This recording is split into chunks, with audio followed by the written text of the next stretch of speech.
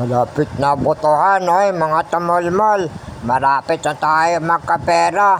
Ito ibabalita ko sa mga kaibigan ko. Malapit na eleksyon sa darating na 2025. Magkakaroon na naman kami ng maraming pera. Sana matuloy yung botohan. Diyan na naman si Taguro. May bago na naman balita to si Taguro. Ano na naman kayang nasakop na balita ni Taguro? Nakachismis na naman to sa may palengke. Hoy Taguro, ano yung balita sa'yo?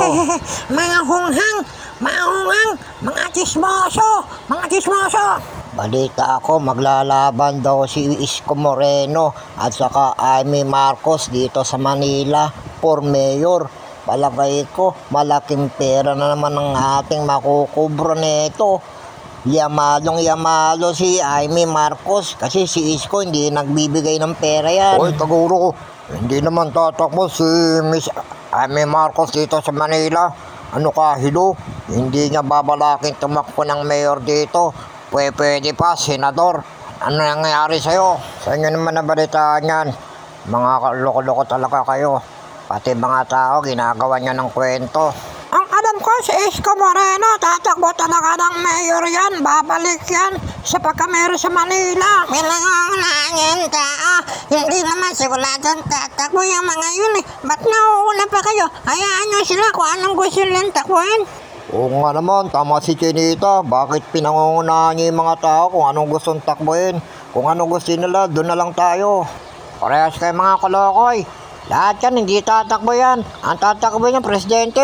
Bakit mga politiko pinag-uusapan nyo? Pag-usapan ninyo yung anong kakainin ninyo mamaya, puro kayo politiko.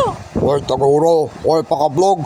Sarili nyo na lang isipin nyo bakit pinakikairaman yung ibang tao. Tama si Onyok, Bulldog. Pinakikairaman nyo yung ibang tao, ba't ayaw nyo sarili nyo na napakairaman nyo? Magtrabaho na kayo para makakain kayo. Hoy, mga skandalosang mga askal, may pasalubong ako sa inyo, mga boto-boto. Buti pa si Boy Barok, nakadala tayo. Yung mga politiko, hindi tayo nakadala. Sana si Boy Barok na ang lumaban ng mayor dito sa Manila para lahat ng asong askal dito busog. Hindi kagaya ng mga politiko, hindi tayo naalala. Sana kung sino mananalo ng mayor dito sa Manila, sana yung lahat ng aso kupkupin, libre pagkain, lahat aalagaan. Tama si Batibot, sana kung sinong mananalong mayor dito sa Manila, lahat ng aso aalagaan ng maayos sa kapakakainan, hindi inuhuli, kinakatay. Sana makaroon ng batas dito sa Manila, sana manalo si mayor o kaya sino pang mananalo rito na alagaan at mahalin ng lahat ng aso, hindi pa kalat-kalat.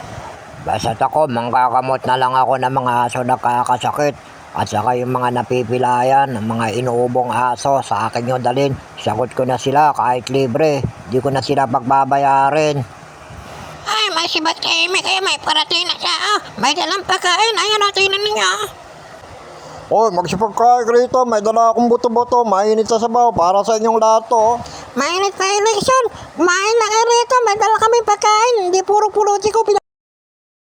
Dapat magkaisa tayo, iboto natin pagka-mayor si Boy Barok para lahat ng aso ligtas. Sana dumami subscriber ni Boy Barok Totri para sumikat siya, manaran mayor. Hoy mga askal, apasaya ko, magsasayaw ako dito. Hindi ko na lang iisipin yung mga politiko. Eto maglalaro ko, isa'y magal lang, sinasayaw ko. Tingnan nyo.